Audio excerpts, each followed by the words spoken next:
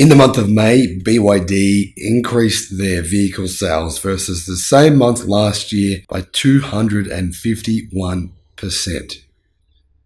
BYD are increasing vehicle deliveries and production every single month. But add to that the fact that they're also massively expanding their battery production, and you have a recipe for sustained, continuous, and pretty scary success. Hello, my friends. Welcome to the channel. I'm the Electric Viking. Great to see you. Welcome to all the new subscribers. Welcome back, everyone else. If you are new, I'll put some links in the description below to some of the most important videos I've done about the car company, the battery company, the electric vehicle parts production company, the semiconductor production company, the mobile phone production company, who will likely become one of the 5 largest companies on the face of the earth by the end of this decade. Don't believe me? Have a look at where they were last year. Have a look at where they are now. This month, in May, BYD produced 118,000 vehicles. About 50% of those were fully electric and about 50% of those were plug-in hybrids. They delivered 115,000 of those 118,000, and that is an all-time record for BYD. Yes, it's true. One of their factories was investigated during the month for fumes coming from the paint area, which had been infecting local people and apparently causing illnesses. BYD pretty quickly rectified that issue, and fortunately BYD have a lot of car factories. They don't have one, they in fact have 6 all over China and are building more now. Now, what was more impressive was the fact that BYD, from January to May, have delivered 507,000 electric and plug-in hybrid vehicles. Now, that's an increase of 348.1% versus the same 5-month period of last year. January to May last year, BYD produced and delivered 113,213. They've gone from 113,000 to 507,000. Even though Tesla has done amazing things in the past 12 months, what they've done doesn't come anywhere near close to the production increase we're seeing at BYD. Add that to BYD's internal battery production, right? They've just quietly become the 3rd largest battery manufacturer on the face of the earth. No one even seems to care. Surprises me.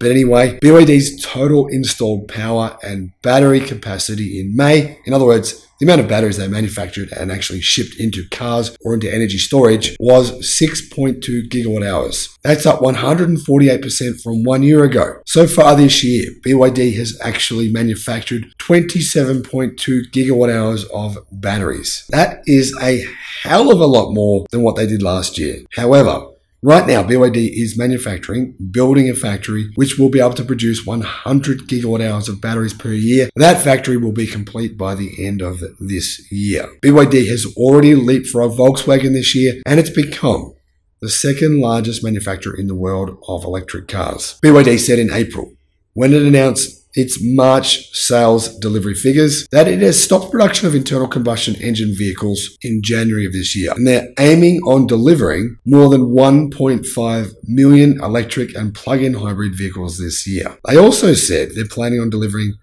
more than 3.5 million in 2025. Now, as you guys know, I predict that BYD will become either the 1st or 2nd largest electric vehicle company on the earth by 2030. They're going to duel it out with Tesla. It's going to be very fun seeing that battle. What else is going on at BYD? Well, BYD has just bought back RMB $433 million worth of shares that have been trading on China's A-share market today. Now, to be fair, they're doing this at a time when a lot of people would think that their share price is overinflated. I mean, their price to earnings ratio right now is sitting at about 140. That's way higher than what Tesla's price to earnings. In other words, a lot of people think that their share price is massively overinflated. I don't personally, but some people do. So the fact that BYD have done that now shows the incredible confidence they have in their own company. Now, BYD actually announced the plan to buy back its own shares back in April. The company bought back nearly 1.5 million of its shares, or 0.05% of its total shares, in a centralized bidding transaction through a special securities account for the buyback. Now, the average price they paid per share was 300 RMB. However, on April the 22nd, BYD actually said it plans to buy back shares worth 1.8 billion RMB at a price of around 300 RMB per share, which is where the shares are around about sitting at right now. What are BYD going to do with these shares? Well, their repurchased shares will all be used for employee stock ownership plans, and the unused portion will be cancelled, BYD said. However, since BYD's buyback plan was announced, their shares have increased by 27%, which has been nice for me because I hold a few of their shares. Now, other information that no one has mentioned is that BYD has delivered a very large energy storage station in North America. BYD's gigawatt-hour level solar storage energy plant project in North America has now been officially delivered. The project uses BYD's energy storage products, which are lithium iron phosphate battery storage, and it is currently in operation. BYD has actually delivered 1.6 gigawatt hours of battery storage in North America so far this year as of the 30th of May. Now, that's a lot of battery storage going into North America that's coming from BYD. Now, I'm kind of curious, do the Trump tariffs apply here? I'm not sure if they do or they don't. Now, BYD actually installs their Cube T28 energy storage boxes all over the world. They use them for all kinds of different energy storage projects all over the world. However, of course, the majority of BYD's batteries go into electric cars, including electric cars for the Ford Mustang Mach-E in China.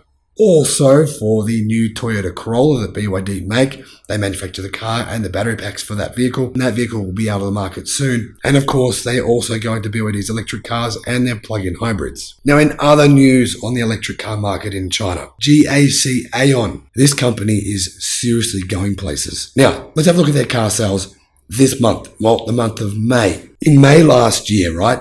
Aon delivered 8,000 EVs. This month, 21,000. That's nearly a threefold increase in the space of only 12 months. Now, for those of you who don't know, GAC have a new EV with a 150 kilowatt hour semi-solid state battery pack, which gives the car 1,000 kilometers of range. So far this year, GAC Aon is one of the biggest electric car companies in the world. It's in the top 10. It's even beating a lot of legacy auto manufacturers. GAC has delivered 76,000 purely electric EVs so far this year. That's an increase of 122% from the 34,000 vehicles they delivered for the first 5 months of last year. Now, the really impressive thing about all of this is the fact that GAC Aon, their first full year of operation was last year. This year, they're turning into a massive force, really. Legacy auto should be scared. Jim Farley said that they are. He said that China is a big player and they'll be competing with Ford very soon. I'll put a link in the description, by the way, to my video I just made showing you electric car sales in China for the month of May for every other electric car manufacturer in China. If you want to see those numbers, check that out. And as always, have a great day. I hope you've enjoyed the video. Thank you for watching. Bye-bye.